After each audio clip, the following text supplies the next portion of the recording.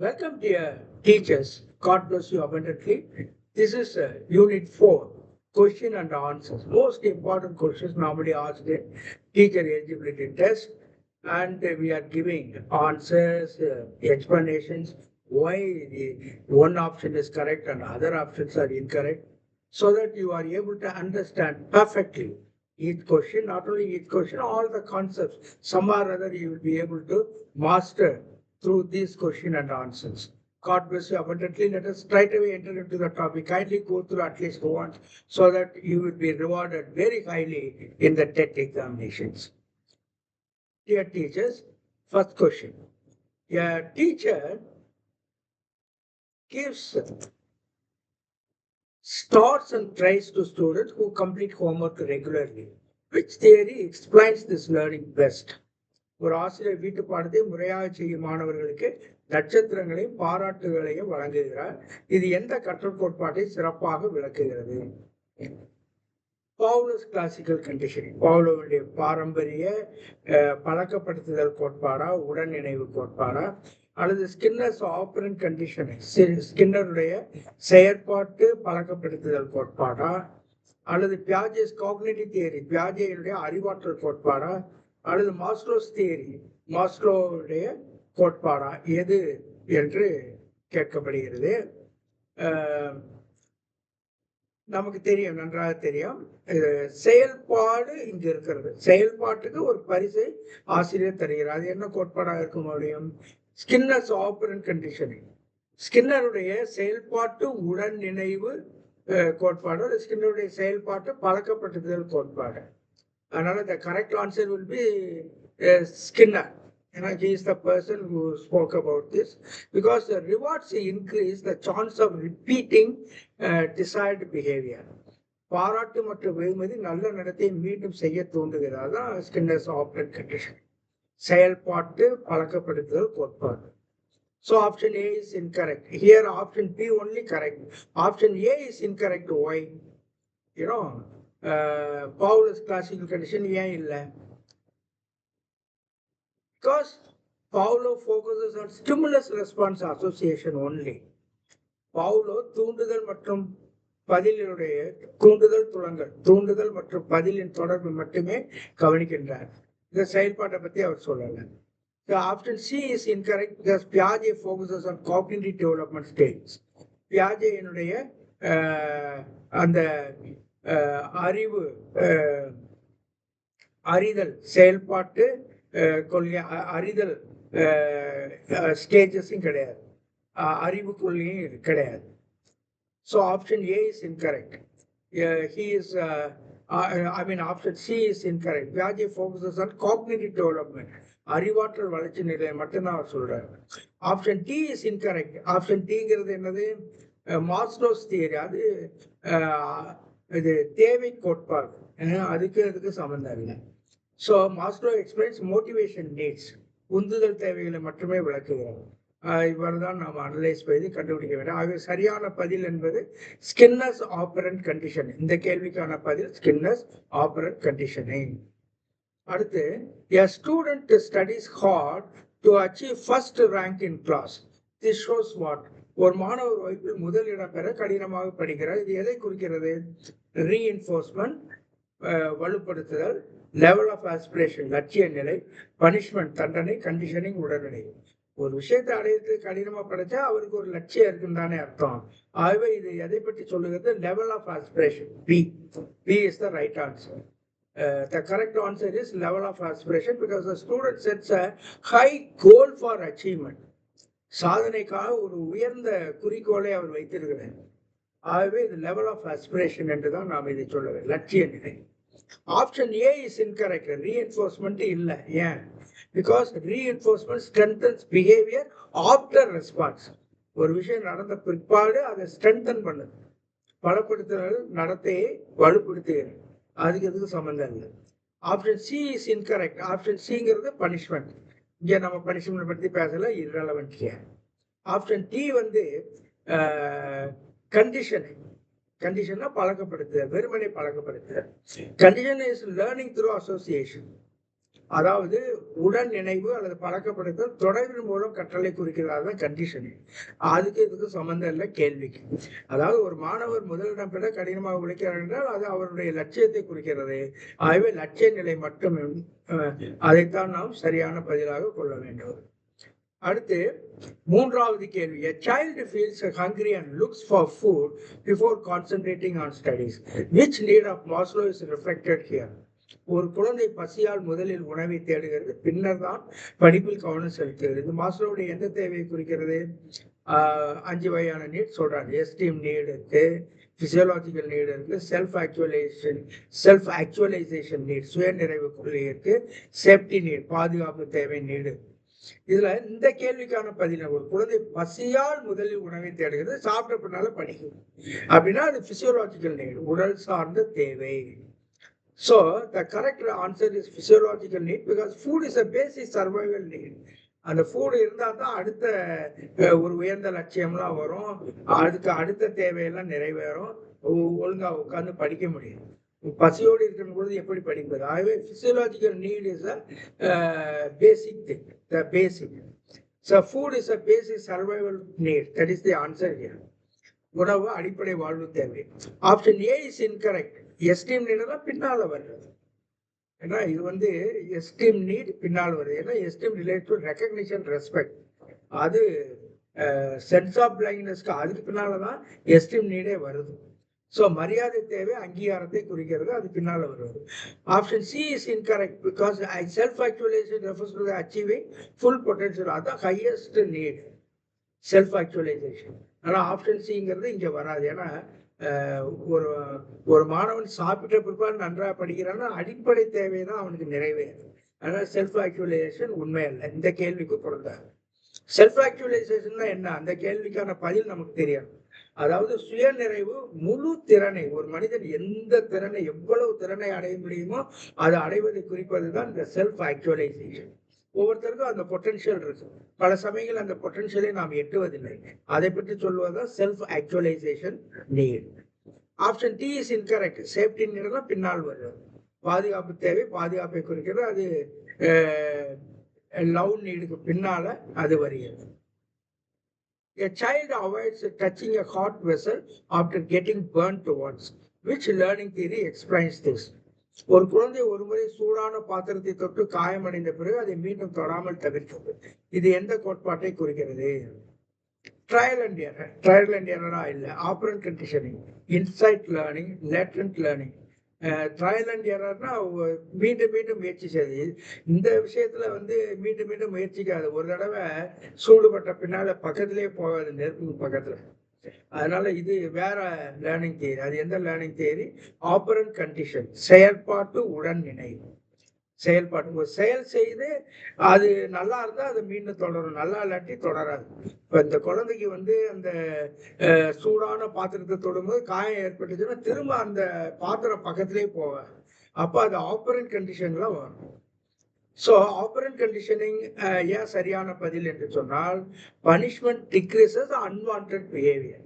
அந்த காயப்பட்டதுனால அது ஒரு அன்வான்ட் பிஹேவியரா மாறிடுது.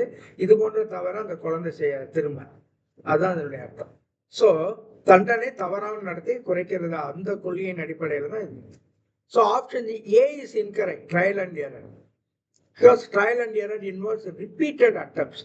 முயற்சி செய்து, முயற்சி மற்றும் பிழை, பலமுறை முயற்சி செய்து ஒரு விஷயத்தை நன்றாக செய்வது அந்த trial and error.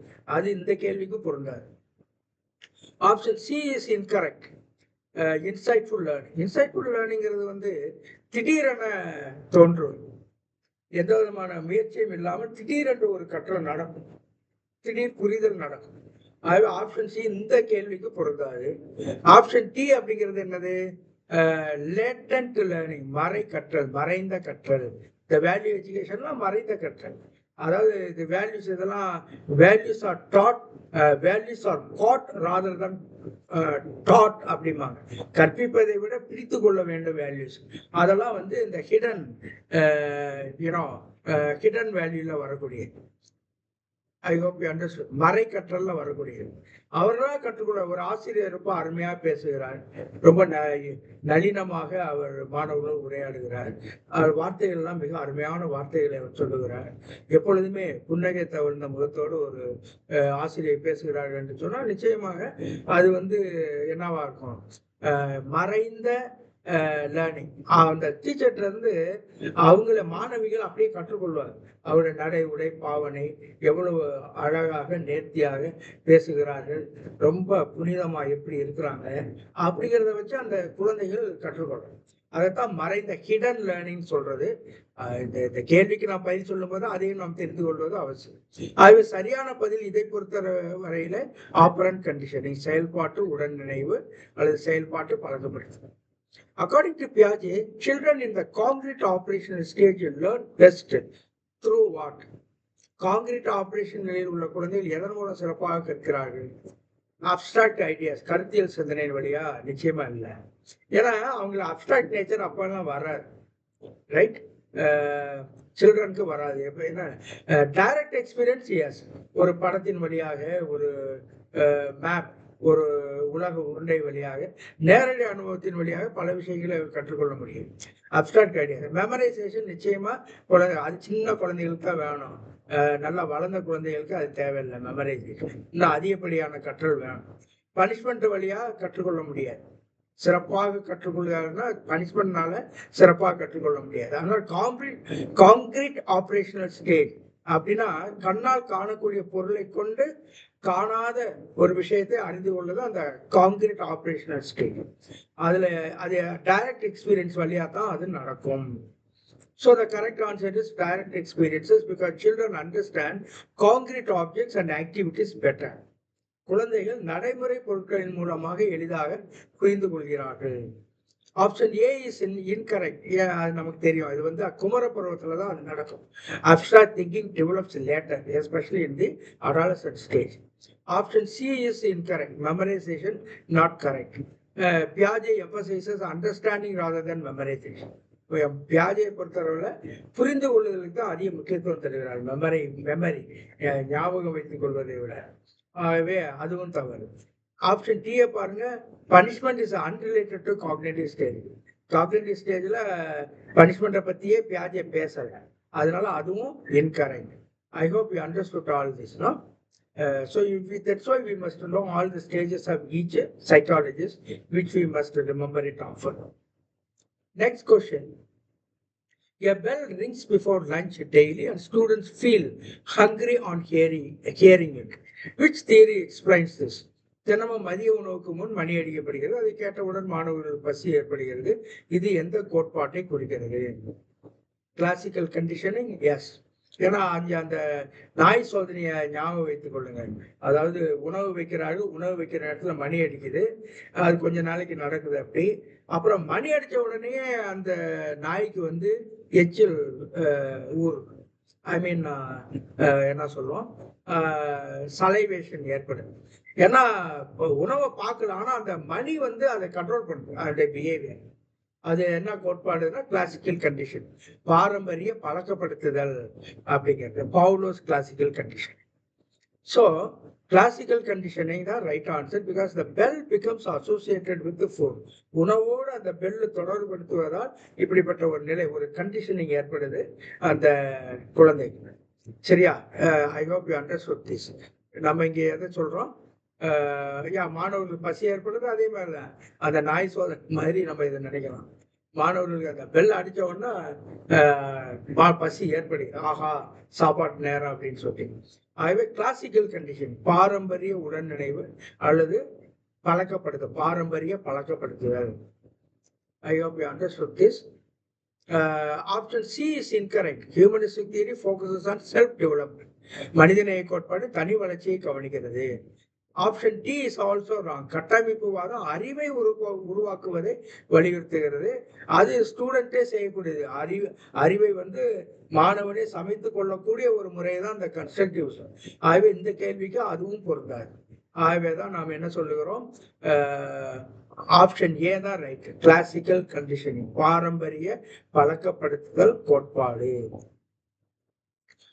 Question number 7. A teacher encourages students to learn through projects and activities. Which theory supports this method? ஒரு ஆசிரியர் திட்டப்பணிகள், இந்த ஒப்படைப்புகள்லாம் சொல்றாமே அதெல்லாம் திட்டப்பணிகள் சொல்லலாம்.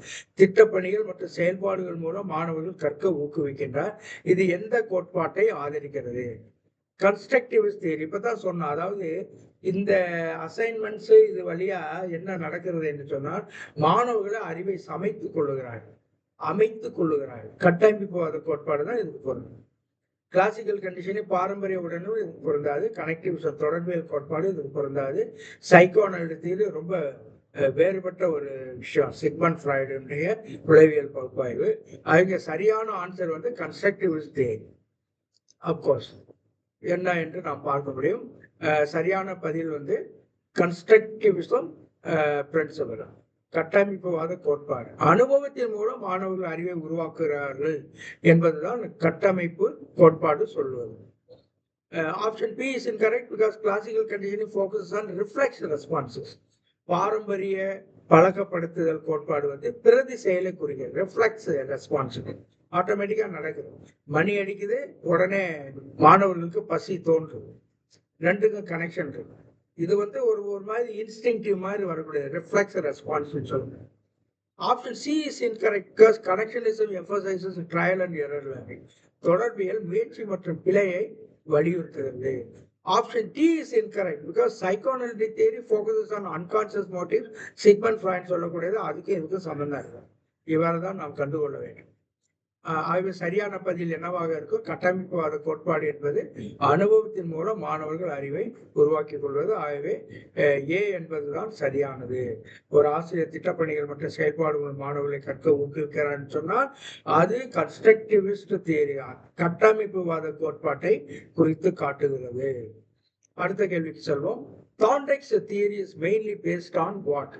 தாண்டைக்கின் கோட்பாடு முக்கியமாக எதனை அடிப்படையாக கொண்டது? ட்ரையல் அண்ட் எரர் லேர்னிங், முயற்சி மற்றும் பிழை கற்றல். இன்சைட் லேர்னிங், திடீர் புரிதல். ஆப்சர்வேஷனல் லேர்னிங், கவனிப்பு கற்றல். இமோஷனல் லேர்னிங், உணர்ச்சி கற்றல். தாண்டைக் அப்படின்னு சொன்னாலே அது trial and error.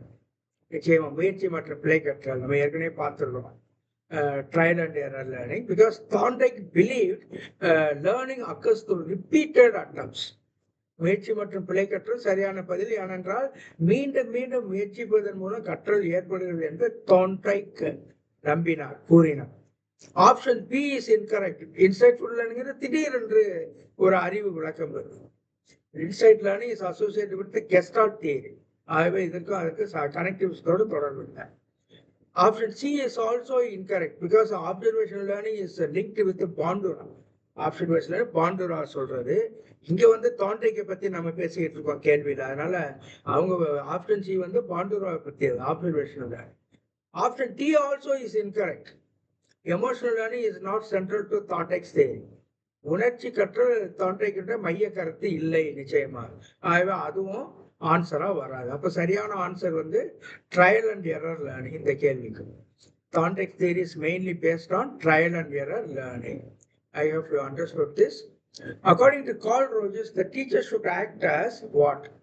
Curl Rogers கருத்துப்படி ஆசிரியர் எப்படி பணியாற்ற வேண்டும்? நமக்கு ஏற்கனவே இதை நன்றாக படித்திருக்கிறோம். ஃபெசிலிட்டேட்டர், ஆணையிடுபவர் அல்ல, தண்டிப்பவர் அல்ல, கட்டுப்படுத்துவர் அல்ல, வழிகாட்டுவர். அதுதான் இன்னைக்கு இருக்கக்கூடிய ஒரு modern definition of a teacher.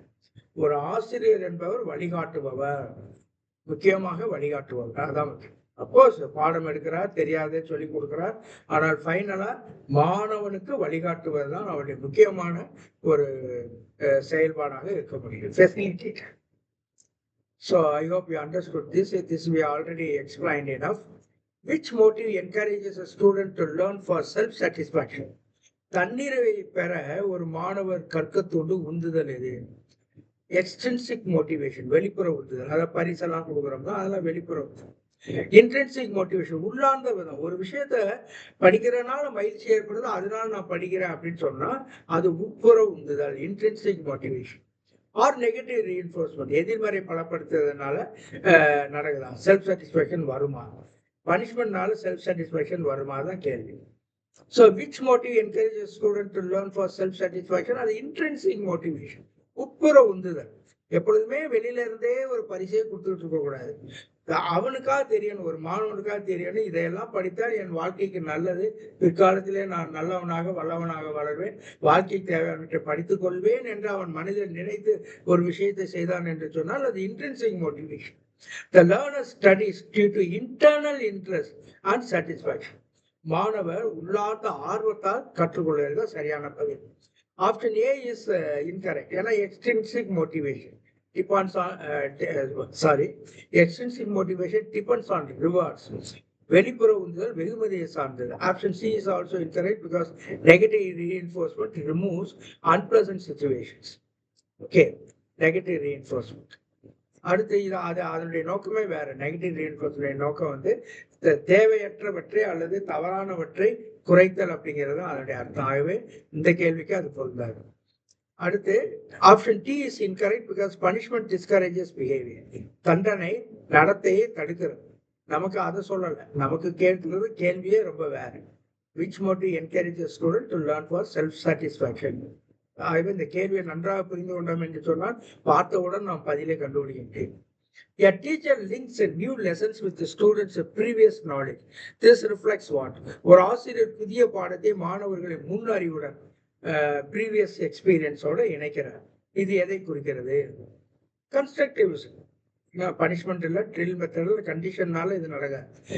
ஒரு ஆசிரியர் வந்து புதிய பாடத்தை மாணவர்களுக்கு ஏற்கனவே தெரிந்த ஒரு விஷயத்தோடு இணைக்கிறார் என்றால் அது வந்து கன்ஸ்ட்ரக்டிவிசம், கட்டமைப்பு வாதம். மாணவர்களை அறிவை புரிந்து கொள்ளக்கூடிய அளவிற்கு அவர்களை மாற்றுகிறார், கட்டமைக்க விடுகின்றார். அதான் கட்டமைப்புவாதம், கன்ஸ்ட்ரக்டிவிசம். The correct answer is constructivism because learners build new knowledge on previous experiences. கட்டமைப்புவாதம் என்பது மாணவர்கள் முன் அனுபவத்தின் அடிப்படையில் புதிய அறிவை உருவாக்குகிறார்கள். Option B is incorrect. பனிஷ்மெண்ட்னால அது நடப்பதில்லை. Option C is incorrect. Drill மெத்தட்லாம் ரெப்படிஷன் ஒன்லி. அதெல்லாம் அந்த பேசிக் ஸ்டேஜில் சின்ன குழந்தைகள் இருக்கக்கூடிய டீச்சிங் லேர்னிங் மெத்தட்ஸ், அது இங்கே செல்லாது. Option D is incorrect because conditioning depends on stimulus response association. அதாவது பழக்கப்படுத்துதல், தூண்டுதல், துலங்கல் தொடர்பை சார்ந்தது. தூண்டுதல் பதில் தொடர்பை சார்ந்தது. அதற்கும் இந்த கேள்விக்கு சம்பந்தம் இல்லை. இந்த கேள்வியை நன்றாக புரிந்து கொள்ள வேண்டும். ஒரு ஆசிரியர் புதிய பாடத்தை மாணவர்களை முன்னேற நினைக்கிறாங்க, அது கன்ஸ்ட்ரக்டிவ்ஸ், அவ்வாறு புரிந்து கொள்ள வேண்டும். அடுத்து 12வது கேள்வி. A student participates actively in classroom discussion because the teacher appreciates him. This is an example of what? ஒரு ஆசிரியர் பாராட்டுவதால் மாணவர் வகுப்பு விவாதத்தில் ஆர்வமாக பங்கேற்கிறார். இது எதற்கான எடுத்துக்காட்டு? நிச்சயமா பாசிட்டிவ் ரீஎன்ஃபோர்ஸ்மெண்ட், நேர்முறையாக வலுப்படுத்தும். எக்ஸ்டிங்ஷன், இன்சைட் லேர்னிங், காக்னிட்டிவ் கான்செப்ட்லாம் அர்த்தமே வேறாக இருக்கிறதா? ஆகவே இந்த கேள்விக்கு பதிலாக இருக்க முடியாது. எக்ஸ்டிங்ஷன்னா அழிதல், நீக்குதல். இன்சைட்லான திடீர் புரிதல். காக்னிட்டிவ் கான்செப்ட்னா அறிவு முரண்பாடு. அதெல்லாம் இங்க வருது. இந்த கேள்வி என்ன சொல்லுகிறது? ஒரு ஆசிரியர் பாராட்டுதான் மாணவர் வகுப்பு விவாதத்தில் ஆர்வமாக பங்கேற்கிறார் என்றால் இதனுடைய அர்த்தம் என்ன? இந்த பாசிட்டிவ் ரீஎன்ஃபோர்ஸ்மெண்ட் ஒரு ஆசிரியர் நேர்மறையாக அவர்களை வலுப்படுத்துகிறார், அறிவை வலுப்படுத்துகிறார். I hope you understood this. According to Maslow, self-actualization means what? மாஸ்லோவின் கருத்துப்படி சுயநிறைவு என்றால் என்ன? சுய நிறைவு என்றால் அச்சீவிங் ஒன்ஸ் ஃபுல் பொட்டன்ஷியல், முழு திறனை அடையுது. Basic survival, physical safety, social friendship, இதெல்லாம் இல்லை. அதாவது செல்ஃப் ஆக்சுவலேஷனுக்கு அர்த்தம் இருக்குது. அது என்ன அர்த்தம்? அச்சீவிங் ஒன்ஸ் ஃபுல் பொட்டன்ஷியல், முழு ஒருவர் எந்த அளவிற்கு திறனை அடைய முடியுமோ அதை அடையுதான் செல்ஃப் ஆக்சுவலைசேஷன். ஒவ்வொருத்தருக்கும் வேறுபடும், பட் அவருக்குள்ள அந்த ஃபுல் பொட்டன்ஷியலை அவர் அடைகிறார் என்று சொன்னால் இஸ் அ செல்ஃப் ஆக்சுவலைஸ்டு பர்சன். மற்றதெல்லாம் சரியான பதில் அல்ல. அது இதற்கான விளக்கத்தை நீங்கள் பின்னால் பார்த்துக்கொள்ளவும். Which theory emphasizes learning by doing? செய்து கற்றல் என்பது எந்த கோட்பாடு வலியுறுத்துகிறது? நிச்சயமா டூவிஸ் கோட்பாடு. அவர் தான் இந்த ப்ராஜெக்ட் மெத்தட்லாம் கொண்டு வந்தார். ப்ராஜெக்ட் மெத்தட்னா என்னது? இந்த அசைன்மெண்ட்டு, ஏதாவது ஒரு டாபிக் கொடுத்து அதில் வந்து ஒரு எஸ்ஏ எழுதிட்டு வர சொல்றது, இதெல்லாம் வந்து லேர்னிங் பை டூயிங், அல்லது ப்ராஜெக்ட் மெத்தட் என்று சொல்லலாம். அதனால டூவிஸ் தியரி தான் அந்த லேர்னிங் பை டூயே பிரிப்பேன். மற்றதெல்லாம் நமக்கு தெரியும், மற்றதெல்லாம் நிச்சயமா வேற விஷயங்கள். அதுக்கான விளக்கத்தை நான் கீழே கொடுத்திருக்கிறேன், நீங்கள் அதை பார்த்துக்கலாம். PDF ஃபைல பார்த்துக்கொள்ளுங்க. A child arranges objects according to size and color. According to Piaget, this ability belongs to what? ஒரு குழந்தை பொருட்களை அளவு மற்றும் நிறத்தின் அடிப்படையில் ஒழுங்குபடுத்துகிறது. பியாஜெட் கருத்துப்படி இது எந்த நிலையை குறிக்கிறது? Is it sensory motor stage, pre-operational stage, concrete operational stage, formal operational stage? முக்கியமா காங்கிரீட் ஆப்ரேஷன் ஸ்டேஜ் தான் இந்த வகைப்படுத்த கத்துக்கிறது. இந்த சிவப்பு கலர்லாம் சேர்த்து வை, பச்சை கலர்ல இந்த மாதிரி இருக்கக்கூடிய உருவத்தை எல்லாம் சேர்த்து வை, அந்த மாதிரிலாம் சொல்லும் போது அது அந்த மாதிரி வகைப்படுத்தக்கூடிய அந்த லாஜிக்காலிட்டி எங்க வருது அப்படின்னா காங்கிரீட் ஆப்ரேஷன் ஸ்டேஜ்ல தான் வருது. பியாஜே சொல்லக்கூடிய அந்த 4 நிலைகள்ல கண்கூடான செயல்பாட்டு நிலை. ஒரு விஷயத்த பார்த்து அவர்கள் வந்து பெரிய கருத்துக்களை புரிந்து கொள்ளும்.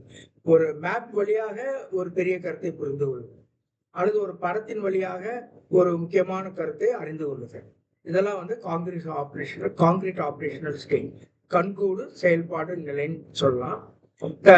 So the concrete operation stage என்பது கிளாசிபிகேஷனுக்கான ஒரு stage. Classification skills develop during this period. வகைப்படுத்தும் திறன், அந்த லாஜிக்காலிட்டி திறன் இந்த நிலையில வளர்கிறது. மற்றதெல்லாம் சென்சரி மோட்டார் ஸ்டேஜ் எல்லாம் சின்ன குழந்தைக்கு, பச்சை குழந்தை, அது நிச்சயமா அது தவறு. Option D is also correct. This is not correct because formal ஸ்டேஜுங்கிறது குமர பருவத்தினரான வருவது, கருத்தியல் சிந்தனையை குறிக்கிறது. I hope you understood all this. Motivation that comes from rewards and prizes is called what? நிச்சயமா அது எக்ஸ்ட்ரின்சிக் மோட்டிவேஷன். இப்பதான் பார்த்தோம் நம்ம. இன்ட்ரின்சிக் மோட்டிவேஷனா உள்ள இருந்து வருது, அதாவது ஒரு ஆர்வத்தினால வருது, அது உட்புற உந்துது. ஆனா எக்ஸ்ட்ரின்சிக் மோட்டிவேஷன் தான் இந்த பரிசுகளை நம்பி இருக்கு. ஸோ அதனால வந்து இதற்கான பதில் வந்து எக்ஸ்ட்ரின்சிக் மோட்டிவேஷன். ஏனென்றால் வெளிப்புற பரிசுகள் மூலம் கற்றல் தூண்டப்படுகிறது. மற்றவற்றை நான் ஏற்கனவே சொல்லிவிட்டேன், நீங்களும் ஒரு முறை பார்த்துக் கொள்ளுங்கள். In Pavlov's experiment, food is called what? இந்த பாவ்லோவுடைய இந்த பரிசோதனையில உணவு என்பது எவ்வாறு அழைக்கப்படுகிறது? கண்டிஷன்டு ஸ்டிமுலஸா, அன்கண்டிஷன்டு ஸ்டிமுலஸ், அல்லது நியூட்ரல் ஸ்டிமுலஸா, செகண்டரி ரீஇன்ஃபோர்சரா? இதெல்லாம் அங்கே இருக்கக்கூடிய வார்த்தைகள் பாவ்லோஸ் எக்ஸ்பெரிமெண்ட். கண்டிஷன்டு ஸ்டிமுலஸ்னா வந்து நிபந்தனை தூண்டுதல், செயற்கை. அதாவது இயல்பான தூண்டுதல் சாப்பாடு வைக்கிறது. ஆனா நிபந்தனை தூண்டுதல்னா மணி அடிக்கும். அதாவது மணி அடிக்கும் பொழுது சாப்பாடு வைப்பேன் அப்படின்னா அந்த இயல்பான தூண்டுதலுக்கு ஒரு செயற்கையா ஒரு தூண்டுதலை கொடுக்கறது மணி அடிக்கும். கொஞ்ச நாள்ல வந்து என்ன செய்யறது, சாப்பாடு வைக்கிறது நிப்பாட்டிட்டு மணியை மட்டும் அடிச்சா நிச்சயமா நாயினுடைய எச்சல் ஊறும், அதாவது வந்து சலைவேஷன் ஏற்படும். இதுதான் வந்து கண்டிஷன். அதனாலதான் அதை கண்டிஷன் ஸ்டிமுலஸ் சொல்றாங்க. மணி அடித்தல் கண்டிஷன் ஸ்டிமுலஸ், இயல்பான தூண்டுதல் வந்து அன்கண்டிஷன் ஸ்டிமுலஸ் வந்து ஃபுட். அதனால ஃபுட்டுங்கிறது பெல்லுங்கிறது வந்து கண்டிஷன் ஸ்டிமுலஸ்னு உங்களுக்கு அதை பார்க்க தெரிய வேண்டும். நியூட்ரல் ஸ்டிமுலஸ்னா கொஞ்ச நாளைக்கு சும்மா அப்படியே விட்டுறாங்க. அதாவது மணி அடிச்ச உடனே சாப்பாடு வைக்கிறாங்க, மணி அடிச்ச உடனே சாப்பாடு வைக்கிறாங்க, அது நடுநிலை தூண்டுதல் அப்படியே இருக்கு. கொஞ்ச நாள் கழிச்சு அது அப்படியே மாறும். கொஞ்சம் பழக்கம் ஏற்பட்ட பிற்பாடு மணி அடிச்ச உடனே நாய்க்கு வந்து அந்த பசி ஏற்படுது அப்படின்னு பார்க்கணும். ஆகவே இந்த 3 ஸ்டிமுலஸையும் நாம் நன்றாக பார்த்து கொள்ள வேண்டும். இதற்கான விளக்கத்தையும் பார்ப்போம். இயல்பான தூண்டுதல், உணவு இயல்பாக உமிழ்நீரை உருவாக்குகிறது, அதுதான் நேச்சுரல் ஸ்டிமுலஸ். அப்புறம் option A is incorrect, condition stimulus. இங்க வந்து கண்டிஷன் ஸ்டிமுலஸ் மணியை பற்றி சொல்லல, நிபந்தனை தூண்டுதல் பின்னர் தான் உருவாகிடும். அடுத்து option B is incorrect because a neutral stimulus initially gives low response. முதல்ல மணி அடிச்ச உடனே சாப்பாடு கொடுத்துட்டு இருக்காங்க, அது நடுநிலை தூண்டுதல், கொஞ்ச நாளைக்கு எந்த விதமான ரெஸ்பான்ஸும் இல்லை, கொஞ்ச நாளைக்கு அப்படியே போகுது, அது வந்து நியூட்ரல் ஸ்டிமுலஸ். அடுத்து வந்து option D reinforcement is different from stimulus. இதுல சொல்லப்பட்டிருக்கக்கூடிய இந்த reinforcement option D is different from stimulus. அது வேற, இது வேற வேற கான்செப்ட், அப்படி நாம் புரிந்து கொள்ள வேண்டும். அதனால இந்த ஃபுட் என்பது என்ன என்று அழைக்கப்படுது இயல்பான தூண்டுதல், அன்கண்டிஷன் ஸ்டிமுலஸ். அங்கே அடிக்கக்கூடிய அந்த மணி அடித்தல்ங்கிறது கண்டிஷன்டு ஸ்டிமுலஸ். நன்றாக புரிந்து கொள்வோம். A teacher allows the students to explore and discover answers themselves. Which approach is followed? A teacher allows students to explore and discover answers themselves. ஒரு ஆசிரியர் மாணவர் தாமாக ஆராய்ந்து பதிலை கண்டறிய அனுமதிக்கிறார். இது எந்த அணுகுமுறையை குறிக்கிறது? கன்ஸ்ட்ரக்டிவ் அப்ரோச்சா தான் அது இருக்க முடியும். ஏன்னா மாணவர்களை செய்ய வைக்கிறார். இவர் வந்து கூட இருந்து உதவி செய்கிறார். He facilitates learning in the students, no doubt about it. But then he makes students explore and discover answers. அவர்களே அறிவை சமைத்துக் கொள்ளுகிறார்கள் என்று சொன்னால் கட்டமைப்புவாத அணுகுமுறை, கன்ஸ்ட்ரக்டிவிஸ்ட் அப்ரோச். நன்றாக புரிந்து கொள்வோம். இதெல்லாம் முக்கியமான கேள்விகள் தான். The correct answer is constructivist approach because students actively discover knowledge. மாணவர்கள் தாமாக அறிவை உருவாக்குகிறார்கள். லெக்சர் மெத்தட் இங்க வராது. சார் டீச்சர் செட்டட் இங்க வந்து மாணவர்கள் பத்தி பேசிட்டு இருக்கோம். லெக்சர் மெத்தட்ங்கிறது முழுக்க முழுக்க டீச்சர் சென்டர் ஆகவே அது சரியான பதிலாக இருக்க முடியாது. ஆப்ஷன் சி பனிஷ்மெண்ட் நிச்சயமா எக்ஸ்ப்ளோரேஷனை தராது. பயந்து போய் உட்கார்ந்துருப்பானே ஒழிய புதிதாக எதையுமே ஆராய மாட்டான். அதுவும் incorrect. Option D also is incorrect. Drill method it emphasize only repetition. மனப்பாட சக்தியை ஊக்குவிப்பதுதான் இதனுடைய நோக்கம். அடிப்படை கோட்பாடுகளை மனப்பாடம் செய்வதற்கு தான் இந்த ட்ரில் மெத்தட் பயன்படும். ஆகவே இந்த கேள்விக்கு பொருந்தாத பதில் அது. இவ்வாறு நாம் கண்டுகிறோம். அப்போ சரியான பதில் என்பது கன்ஸ்ட்ரக்டிவிஸ்ட் அப்ரோச் என்பதுதான் இந்த கேள்விக்கான பதில். ஏனென்றால் ஆசிரியர் தாமாக ஆராய்ந்து பதிலை கண்டறிய அனுமதிக்கிறார் மாணவர்களை. அது வந்து கன்ஸ்ட்ரக்டிவிஸ்ட் அப்ரோச் என்று once and for all we learn it. A student stops making noise in class after strict warning from the teacher. This is an example of what? ஆசிரியருடைய கடுமையான எச்சரிக்கைக்கு பிறகு மாணவர் வகுப்பில் சத்தம் செய்வதை நிறுத்துவார். இது எதற்கான எடுத்துக்காட்டு? பனிஷ்மெண்ட் தான். பனிஷ்மெண்ட்டை வச்சு அதை அவங்கள வந்து நேர்வழிப்படுத்தும். So the punishment தான் is the correct answer because undesirable behavior decreases after warning. தவறான நடத்தை வந்து எச்சரிக்கைக்கு பிறகு குறைகிறது. Option B is incorrect. Reinforcement increases behaviour. ஆனா இங்க நமக்கு சொல்றது வேற. சரிங்களா? நமக்கு சொல்றது நெகட்டிவான ஒரு விஷயத்த சொல்லிட்டு இருக்காங்க. இங்க பாசிட்டிவா ஆப்ஷன் பி இருக்கு. அதனால அது தவறு. Reinforcement increases behaviour. Option C is incorrect because insight லேர்னிங்கிறது சடன் அண்டர்ஸ்டாண்டிங், திடீர் புரிதல். அதற்கு இந்த கேள்விக்கு சம்பந்தம் இல்லை. Option D is incorrect because self-actualization relates to personal growth given by what? Whom? Maslow. அதுக்கும் இந்த கேள்விக்கு சம்பந்தம் இல்லை. உங்களை பார்த்தாலே தெரியும் ஏதோ பிசர் அடிக்குது, தப்பா இருக்கு அப்படின்னு நம்மளால நன்றா படிச்சிருக்கும் போது, எல்லாவற்றையும் படித்திருக்கும் போது நம்மால் எளிதாக கண்டுகொள்ள முடியும். அடுத்த கேள்வி, which psychologist proposed the hierarchy of needs? தேவைகளுடைய அடுக்கு கோட்பாட்டை யார் முன்வைத்தார்? மாஸ்லோ.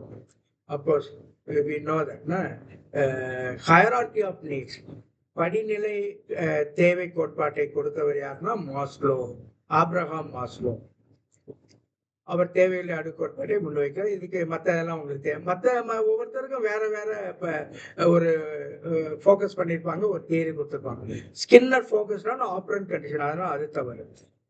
தாண்டைக் ப்ரொபோஸ்டு கனெக்ஷன் இஸ், அதனால ஆப்ஷன் சி தவறு.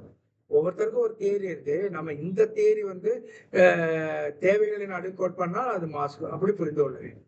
Option D is also incorrect because Pavlov developed classical condition. வழக்கமாக பழக்கப்படுத்துவது, கிளாசிக்கல் பாரம்பரியமாக பழக்கப்படுத்துதல் அப்படிங்கிற கருத்தை உடையவர் பாவ்லோ. பாரம்பரிய உடல்நிலையை உருவாக்கினாவே இது செல்லாது. ஒரு தேவை கோட்பாடுனா மாஸ்லோ என்று புரிந்து கொள்ள வேண்டாம். ஆனால் மற்றதையும் புரிந்து கொள்ளணும். ஒவ்வொரு சைக்காலஜிலும் எந்த கோட்பாட்டை கொண்டு வருகிறார் என்பதை மனதிலே கண்டிப்பாக எடுத்துக் கொள்ள வேண்டும். Learning through association between stimulus and response is called what? தூண்டுதல் மற்றும் துலங்கல் தொடர்பின் மூலம் கற்றல் எவ்வாறு அழைக்கப்படுகிறது? அது பேர் தான் கண்டிஷனிங். கண்டிஷனிங்கிற அந்த வார்த்தைக்கு பொருளே learning through association between stimulus and response, தூண்டுதல் மற்றும் பதிலின் தொடர்பு மூலம் கற்றல் என்பதுதான் இந்த conditioning. So the correct answer is conditioning because it involves association between stimulus and response. தூண்டுதல் மற்றும் துலங்கலின் தொடர்பை அல்லது பதிலின் தொடர்பை குறிப்பதுதான் இந்த கண்டிஷனிங் என்பது. நன்றாக புரிந்து கொள்ளணும். இதெல்லாம் சில சமயம் வேற வேற வார்த்தைகளில் கேள்விகளில் வரும். ஆனால் அர்த்தத்தை நாம் புரிந்து கொள்ள வேண்டும். Option B is incorrect because reasoning involves logical thinking. அதுக்கு இதுக்கும் சம்பந்தம் இல்லை. கிரியேட்டிவிட்டி, படைப்பாற்றல், அது திடீரென்று ஏற்படுவது, அதெல்லாம் நமக்கு நிச்சயம் புதிய யோசனை உருவாக்க அதற்கு இதற்கும் சம்பந்தம் இல்லை கேள்வி. Option D is also incorrect because insightment, sudden understanding, அதற்கும் இந்த கேள்விக்கும் பொருத்தம் இல்லை. I hope you understood this. 22. Which theory gives importance to emotional and personal growth? உணர்ச்சி மற்றும் தனி வளர்ச்சிக்கு முக்கியத்துவம் கோட்பாடு எது? உணர்ச்சினா தனி மனிதனுக்கு இருக்கிறது அப்படின்னால அது மனிதநேய கோட்பாடு, ரைட்? Humanistic theory. உணர்ச்சி, பர்சனல் growth அதை பத்திலாம் பேசுறது humanistic theory. I hope you understood this. The correct answer is humanistic theory because it focuses on the whole person and self growth. இது முழுமையான மனித வளர்ச்சியை கவனிக்கிறது. Option B is incorrect because behaviourism focuses on observable behaviour. நடத்தை கோட்பாடு வெளிப்படையான நடத்தையை கவனிக்கிறது. இந்த கேள்விக்கு அது பொருந்தாது. நம்ம மனித உணர்ச்சியை பற்றி தனி மனிதனுடைய வளர்ச்சியை பத்தி பேசுவோம் கேள்வியில. இது வேற. நடத்தை கோட்பாடு வெளிப்படையான நடத்தையை இது கவனிக்கிறது, அதற்கு இருக்கு சம்பந்தம் இல்லை. Option C also is incorrect because classical conditioning deals with reflex actions. ஒரு மாதிரி இன்ஸ்டிங்டிவ் ஆக்ஷன் சொல்லலாம். மணி அடிச்ச உடனே பசி எடுக்குது, மாணவனுக்கு பசி எடுக்குது, அந்த நாய் சோதனையில சலைவேஷன் ஏற்படுது அப்படின்னா அது கிளாசிக்கல் கண்டிஷன். ரிஃப்ளெக்ஸ் ஆக்ஷனோட தொடர்புடைய உடனுக்குடன் அது இன்ஸ்டிங்க்டிவ். பசி என்பது ஒரு இன்ஸ்டிங்க்டிவ் ஆக்ஷன் தானே, நம்மளுடைய உடம்புல இருக்கக்கூடிய ஒரு விஷயம். சாப்பாடை பார்த்த உடனே நமக்கு பசிக்குது அப்படிங்கிறதெல்லாம் நம்ம கூடவே பிறந்த ஒன்று. அதுதான் ரிஃப்ளெக்ஸ் ஆக்ஷன் சொல்றோம். Option D is incorrect because connectionism emphasises trial and error. தொடர்பியல் முயற்சி மற்றும் பிழையை வலியுறுத்துகிறது connectionism. Of course. Next question. A child learns cycling after many failed attempts. This supports what? இதெல்லாம் வெற்றி தோல்வி தானே. முயற்சி மற்றும் பிழை வழியாத்தான் இந்த வெற்றி தோல்வியெல்லாம் வெற்றி கற்றுக்கொள்கிறோம். முக்கியமா எந்த ஒரு ஸ்கில்லையும் எப்படித்தான் நாம் கற்றுக்கொள்ள முடியும்? ட்ரையல் அண்ட் எரர் லேர்னிங் வழியாக தான் ஒரு ஸ்கில்லை நாம் கற்றுக்கொள்ள முடியும். So trial and error learning, முயற்சி மற்றும் பிழை கற்றல், அதான் சரியான பதிவு. எஸ்பெஷலி இந்த கேள்வி. குழந்தையை சைக்கிள் ஓட்ட கற்றுக்கொள்கிறது பல்வேறு முயற்சிகளுக்கு பிறகு என்று சொன்னால் அதுகிட்ட இருக்கக்கூடிய லேர்னிங் என்னது? Trial and error learning. Classical கண்டிஷனை நம்ம ஏற்கனவே சொல்லிட்டோம். பாரம்பரிய உடன் நினைவு. இன் அதர் வேர்ட்ஸ் இது கிளாசிக்கல் கண்டிஷன். பாரம்பரிய பழக்கப்படுத்துதல். இன்சைட் லேர்னிங் திடீர் புரிதல், அதை பற்றி நம்ம ஏற்கனவே சொல்லிட்டோம். ஆப்சர்வேஷனல் லேர்னிங் பாண்டூரா கொண்டு வந்தது, கவனிப்பு கற்றல், அதுவும் நமக்கு தெரியும். அப்போ சரியான பதில் என்பது ட்ரையல் அண்ட் எரர் லேர்னிங். அதுக்கான பதிலை நான் சொல்லிவிட்டேன். அடுத்த கேள்வி, which learning theory is learner centred? இந்த கீழ்கண்ட தியரிஸ்ல எது லேர்னர் சென்டர்ட்? ஹியூமனிஸ்டிக் தியரி மனிதநேய கோட்பாடு, பிஹேவியரிசம் நடத்தை கோட்பாடு, கிளாசிக்கல் கண்டிஷனிங் பாரம்பரிய உடன் நினைவு, கனெக்ஷனிசம் தொடர்பியல். இது எந்த லேர்னர் சென்டர்னா ஹியூமனிஸ்டிக் தியரி தான். ஏன்னு கேட்டீங்கன்னா அவனுடைய உணர்வுகள் மற்றும் சுய வளர்ச்சியை பற்றி பேசுவதால் இது மனிதநேய கோட்பாடு. இது மாணவர்களுடைய உணர்வுகளையும் தனி வளர்ச்சியையும் மதிக்கிறது humanistic theory. Option B is incorrect because behaviour stresses external behaviour. நடத்தை கோட்பாடு வெளிப்படையான நடத்தையை வலியுறுத்துது. Option C is incorrect because classical conditioning is stimulus based. பாரம்பரிய பழக்கப்படுத்தல் தூண்டுதலை இது சார்ந்தது. Option C classical condition, stimulus based learning. Option D என்பதும் தவறு. கனெக்ஷனிசம் எதை குறிக்கிறது? தொடர்பியல் பயிற்சியை வலியுறுத்துவது கனெக்ஷனிசம். ஆகவே இந்த கேள்விக்கு பதில், அதாவது லேர்னர் சென்டர்ட் அப்படின்னு சொன்னா அது இந்த தியரிகள்ல எது முக்கியமான ஹியூமனிஸ்ட் தியரி. ஏன்னா அது தனி மனித வளர்ச்சியை பற்றி அது பேசுது. லேர்னர் சென்டர்ட் சொன்னாலும் அப்படித்தானே. ஆசிரியர் மையம் கிடையாது, மாணவர் தான் மையமா இருக்குது. அது மனிதநேய கோட்பாட்டிலே வெளிப்படுகிறது. அடுத்த கேள்வி, which educational implication is related to Piaget's theory? பியாஜெட் கோட்பாட்டுடன் தொடர்புடைய கல்வி விளைவு எது? Use age appropriate teaching. வயதிற்கேற்ற கற்பித்தல். 0 to 2, 2 to 7, 7 to 11, 11 to 16 அப்படி டிஃப்ரெண்ட் ஸ்டேஜஸ் இருக்கு பார்த்தீங்களா பியாஜெட் தியரியில. அப்ப அவர் என்ன சொல்லுகிறார் கல்வியை பொறுத்தளவுல, இந்த கோட்பாட்டுக்கு ஏற்புடைய ஒரு கல்வி விளைவு பியாஜெட் கோட்பாடு தொடர்புடைய கல்வி விளைவு எது அப்படின்னா யூஸ் ஏஜ் அப்ரோப்ரியேட் டீச்சர். அந்த வயதுக்கு ஏற்ற ஒரு கல்வி, அந்த கருத்துக்களை அவ்வளவுதான் கொடுக்கலாம். சின்ன குழந்தைங்க எவ்வளவு கொடுக்கலாமோ அவ்வளவுதான் கொடுக்க முடியும். எக்ஸ்ட்ரா நிறைய கொடுத்தா அதுக்கு உண்மை புரியாது. அந்தந்த வயசுக்கு ஏற்றாற் போல பாடத்திட்டம் இருக்க வேண்டும் என்று அர்த்தம். யூஸ் ஏஜ் அப்ரோப்ரியேட் டீச்சிங், அதுதான் சரியான பதிவு. கிவ் சிவியர் பனிஷ்மெண்ட், கடுமையான தண்டனை, அது தவறு. மனப்பாடத்தை மட்டும் அது தவறு. அவாய்ட் ஆக்டிவிட்டி, செயல்பாடுகளை தவிர்த்தல், அதுவும் தவறு.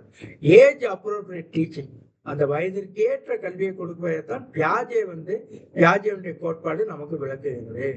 So the correct answer is age appropriate teaching because Piaget emphasizes developmental readiness. பியாஜே வளர்ச்சி நிலைக்கு ஏற்ற கற்றலை வலியுறுத்தினார். வயதுக்கேற்ற கற்பித்தல் என்பது வளர்ச்சி நிலைக்கு ஏற்ற கற்றலை வலியுறுத்த, அதற்கு ஏற்றாற் போல பாடப்பொருளை அமைத்துக் கொள்வது, பாடத்திட்டத்தை அமைத்துக் கொள்வது, டீச்சிங் மெத்தட்ஸை அமைத்துக் கொள்வது, இதெல்லாம் அதை ஒட்டி சேர் age appropriate teaching. Option B is incorrect because punishment is unrelated to cognitive readiness. அறிவாற்றல் வளர்ச்சியுடன் தொடர்பற்றது இந்த பனிஷ்மெண்ட். அதே போல பியாஜே புரிதலை வலியுறுத்தினார். இங்க நம்ம யூஸ் ஏஜ் அப்ரோப்ரியேட் டீச்சிங் அப்படிங்கிறது இது. Option C is incorrect because பியாஜே focused on understanding. பியாஜே புரிதலை வலியுறுத்தினார். ரைட். இவன் மெமரைசேஷன் சொல்லியிருக்கா, அதனால சொல்றோம். சி மெமரைசேஷனை பத்தி பேசுது, ஆனா பியாஜே புரிதலை வலியுறுத்தினார். ஆகவே சி தவறு. டி என்பதும் தவறு. ஏன்? ஆக்டிவிட்டிஸ் ஹெல்ப் காக்னிட்டிவ் க்ரோத், செயல்பாடுகள் அறிவாற்றலை வளர்க்கின்றன. இங்க நம்ம என்ன சொல்றோம், மாணவனுடைய யூஸ் அவாய்டு ஆக்டிவிட்டிஸ் சொல்றோம். ஆக்டிவிட்டிஸ் தான் அறிவாற்றலை வளர்க்கும். ஆகவே அதுவும் தவறு. ஐ hope you understood this question. Question number 26. A teacher motivates weak students with a simple achievable goals. This improves what? ஒரு ஆசிரியர் பலவீனமான மாணவர்களுக்கு எளிய இலக்குகளை வழங்கி ஊக்குவிக்கிறார். எதை குறிக்கிறது? அந்த இலக்குன்னு சொல்லி வந்தாலே ஆஸ்பிரேஷன், லெவல் ஆஃப் ஆஸ்பிரேஷன் என்பதான் சரியான பதில். லட்சிய நிலையை கொண்டு வீக் ஸ்டூடெண்ட்ஸ்க்கு அப்பா உன்னால் அடைய முடியும், உன்னால் முடியும் தம்பி தம்பி பாடி அவங்கள ஊக்குவிக்கிறார் அப்படின்னு சொன்னா அது லட்சிய நிலை, level of aspiration. The correct answer is level of aspiration because achievable goals increase confidence and ambition. ரொம்ப பெரிய நோக்கத்தை கொண்டிராம முதல்ல சின்ன சின்ன விஷயத்தையும் அடைய வைக்கிறது. அது அந்த மாதிரி சிறிய அளவில் லட்சிய நிலையை ஏற்படுத்தின்ற பொழுது அவனுக்கு ஒரு கான்பிடன்ஸ், அம்பிஷன் ஏற்படும். ஒரு பெரிய லட்சிய நிலைக்கு அவன் தயாராக மாறுகிறான். அதுதான் அதனுடைய அர்த்தம், லட்சிய நிலை. சோ எளிய இலக்குகள் நம்பிக்கையும் முன்னேற்றத்தை அதிகரிக்கின்றன. ஒரு மாணவனுக்கு 100க்கு 100 எடுன்னு சொல்லுவான், ஏன்னா அவனால முடியும். இன்னொரு மாணவன் பாஸ் பண்றதே கஷ்டப்படுவான். அவனுக்கு தம்பி 50 மார்க் ஒன்னால எடுக்க முடியும்னு சொன்னா அதுதான் அவனுக்கு எளிய இலக்கு. ஏன்னா அவனுக்கு போய் நீ 100 மார்க் எடுன்னு சொன்னோம்னா கஷ்டம். எளிய இலக்கு நம்பிக்கை, அது கொஞ்சமா அவன் கஷ்டப்பட்டு 35 மார்க் 38 மார்க் வாங்குறோம், 50 மார்க் எடுக்கிறது கொஞ்சம் எளிதா இருக்கும். கஷ்டம் தான், ஆனா அது எளிய இலக்கா இருக்கும். அதுல அப்படியே அடுத்து 60 70 அப்படியே கூட்டிகிட்டே போறோம்.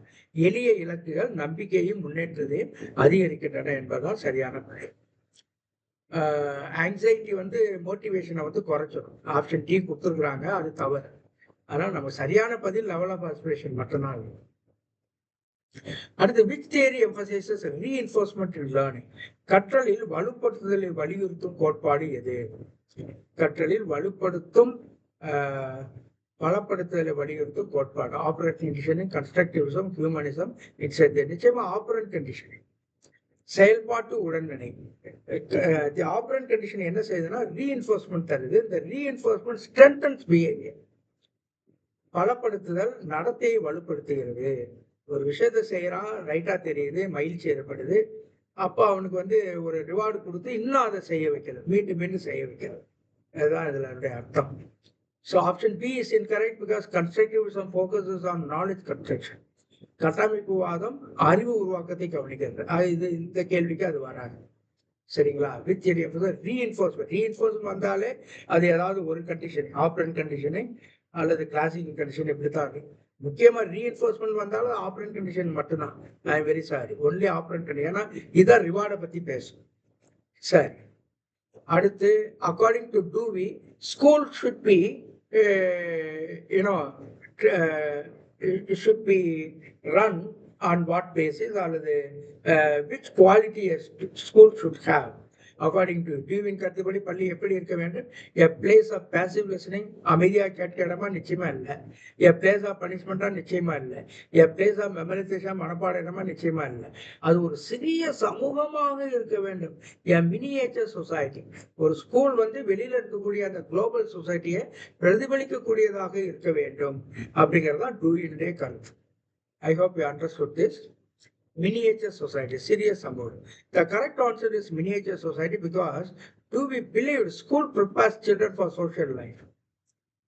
Of course, I expanded, I explained other options. Please go through it.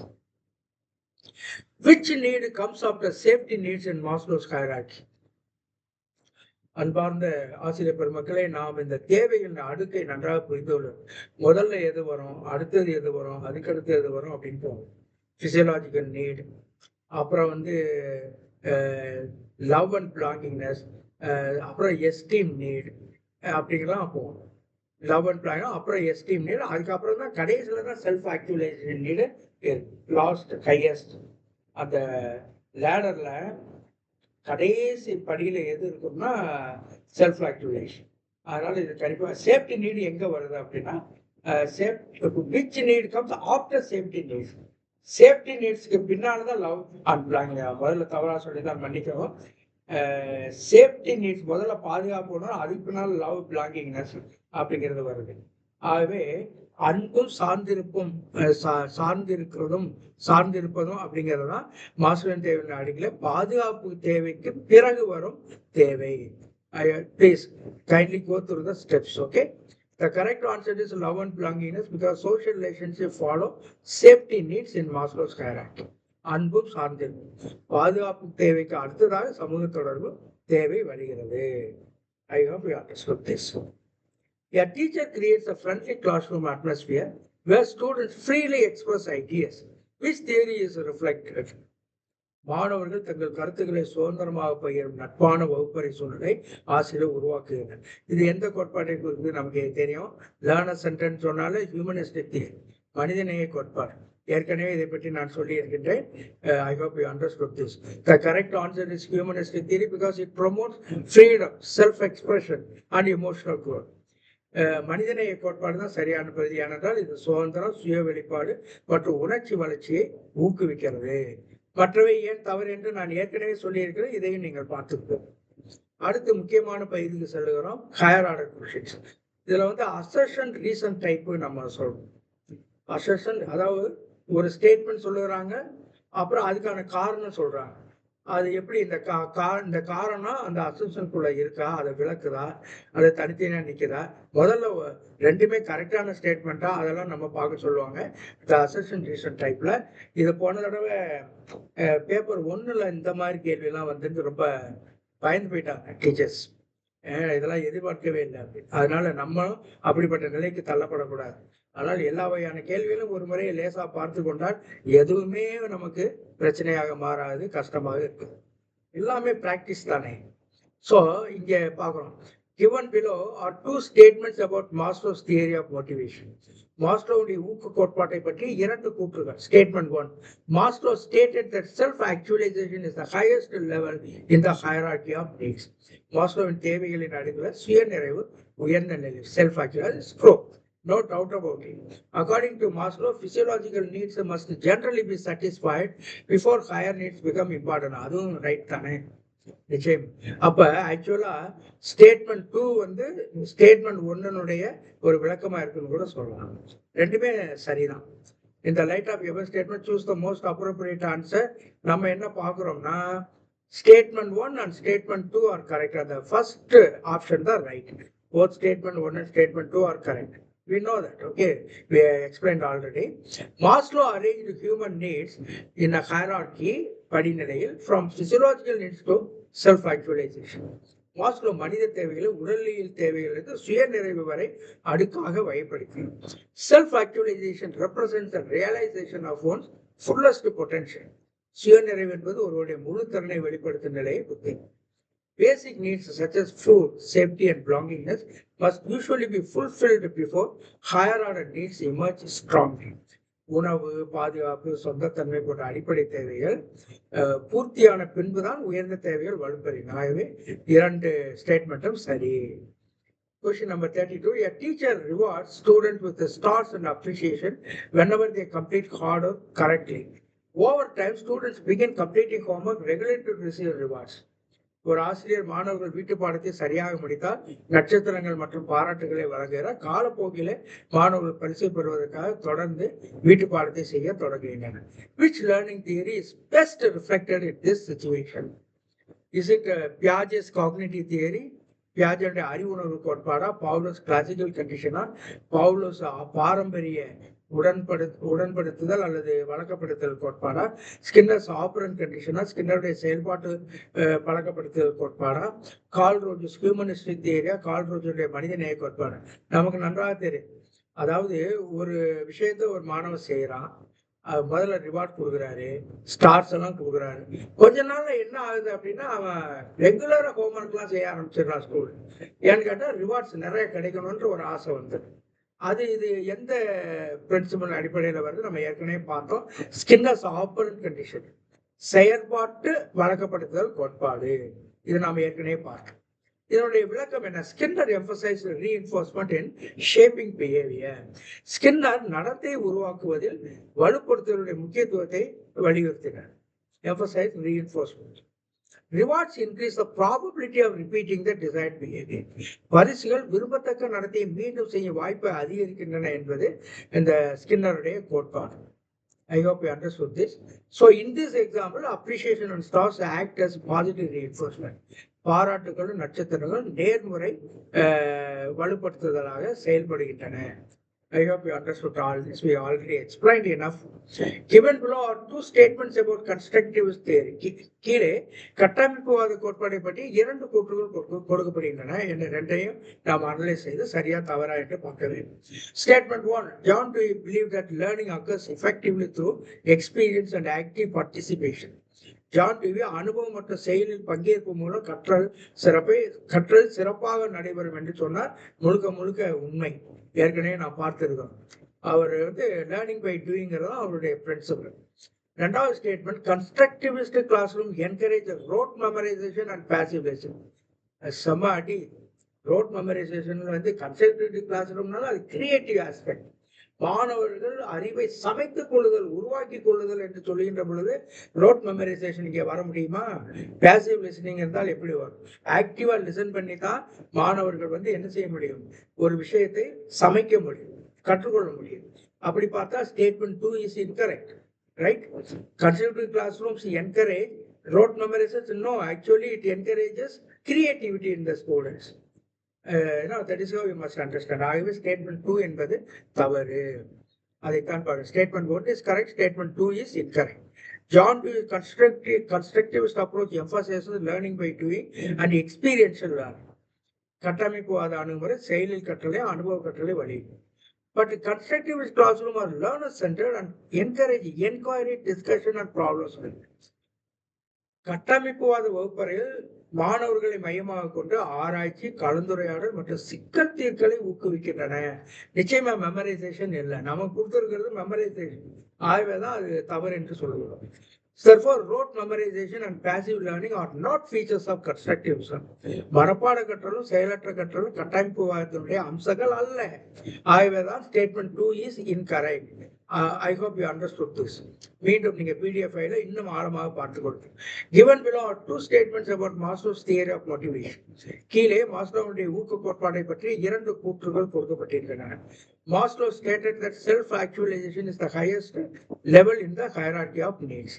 மாஸ்லோவின் தேவைகளின் அடுக்கு சுயநிறைவு உயர்ந்த நிலையாகும். முற்றிலும் உண்மை.